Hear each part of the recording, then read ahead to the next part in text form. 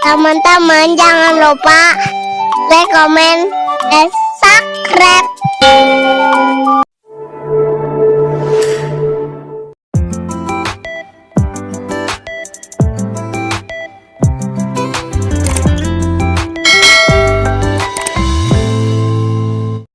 Assalamualaikum, ketemu lagi dengan saya Ibu Devi.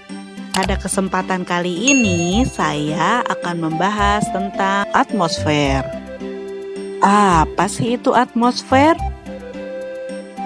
Atmosfer berasal dari bahasa Yunani, yaitu atmos, yang berarti uap air atau gas. Sphaira yang berarti selimut. Jadi, atmosfer tersebut dapat diartikan sebagai lapisan gas yang menyelimuti suatu planet. Apakah atmosfer hanya ada di bumi? Tentu saja tidak. Beberapa planet lainnya juga dilapisi oleh atmosfer, tetapi kandungannya yang berbeda-beda. Fungsi atmosfer. Atmosfer berfungsi mengatur proses penerimaan panas sinar matahari. Atmosfer melakukannya dengan penyerapan dan memantulkan panas yang dipancarkan oleh matahari.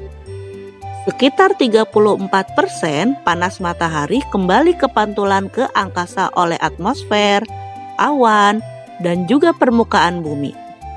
Kemudian sekitar 19% diserap oleh atmosfer dan awan.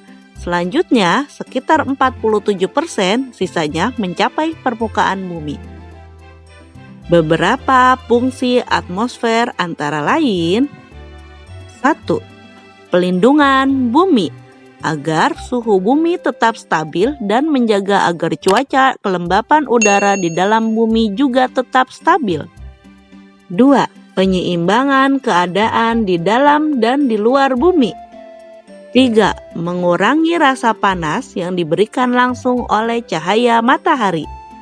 4. Melindungi bumi dari serangan meteor-meteor atau benda-benda luar angkasa. 5. Menjaga agar gravitasi bumi tetap stabil. Manfaat atmosfer.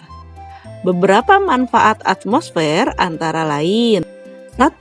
Melindungi bumi dari paparan radiasi sinar ultraviolet dan lapisan ozon. 2. Melindungi bumi dari benda-benda luar angkasa yang jatuh akibat gaya gravitasi bumi. 3. Atmosfer juga menjadi media cuaca yang bisa mempengaruhi hujan, badai, topan, angin, salju, awan, dan lainnya. 4. Memiliki kandungan berbagai macam gas yang diperlukan oleh manusia, tumbuhan, dan juga hewan untuk bernafas dan kebutuhan lainnya seperti oksigen, nitrogen, dan karbon dioksida. Lapisan-lapisan atmosfer. Pertama, troposfer. Kedua, stratosfer.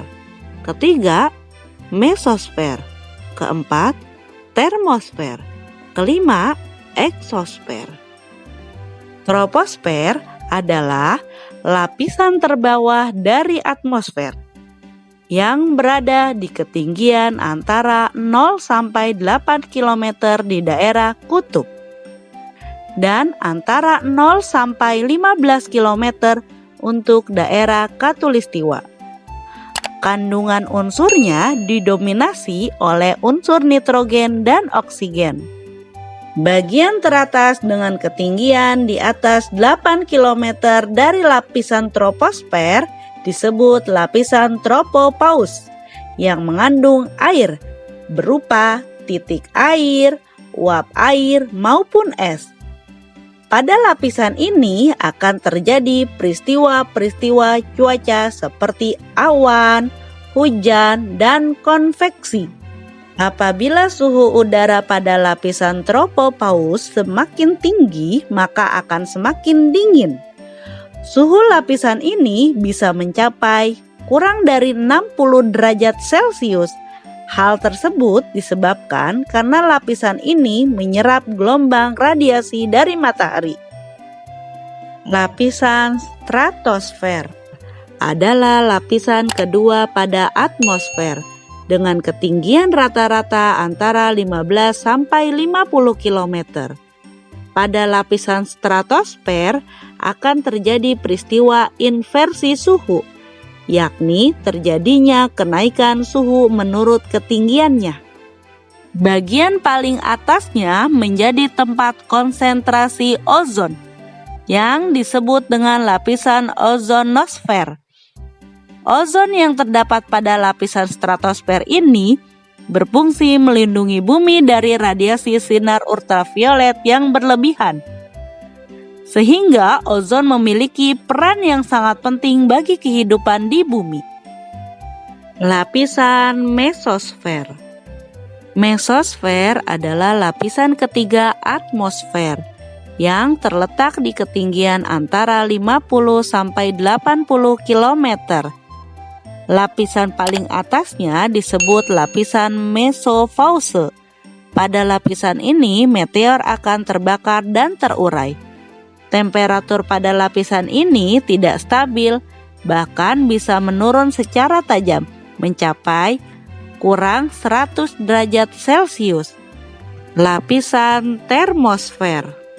Termosfer berada di ketinggian antara 80 km sampai 500 km di atas permukaan bumi.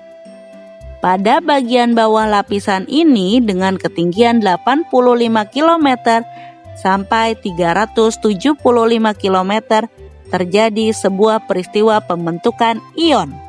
Sehingga lapisan termosfer juga dikenal dengan lapisan ionosfer. Lapisan ionosfer berfungsi untuk memantulkan gelombang radio. Suhunya bisa naik hingga mencapai 120 derajat Celcius pada ketinggian 480 km. Lapisan eksosfer.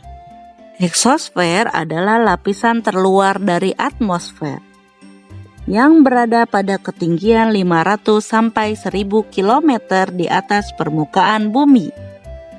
Semakin tinggi lapisan ini atau makin mendekati luar angkasa, maka udara yang ada semakin sedikit. Gejala optik di atmosfer. Apa sih itu gejala optik? Gejala optik adalah gejala yang berkaitan dengan kemampuan penglihatan atau pandangan mata kita. Macam-macam gejala optik di atmosfer. Pertama, pelangi. Merupakan suatu bentuk setengah lingkaran di udara yang terdiri dari spektrum warna yang terbentuk saat sinar matahari mengalami partikel air di udara. Partikel-partikel air ini berupa uap atau titik-titik air yang tipis dan tembus pandang yang berfungsi sebagai prisma yang memantulkan dan membiaskan spektrum warna pada cahaya matahari. Pelangi bisa terbentuk jika mata manusia berada di belakang sumber cahaya matahari.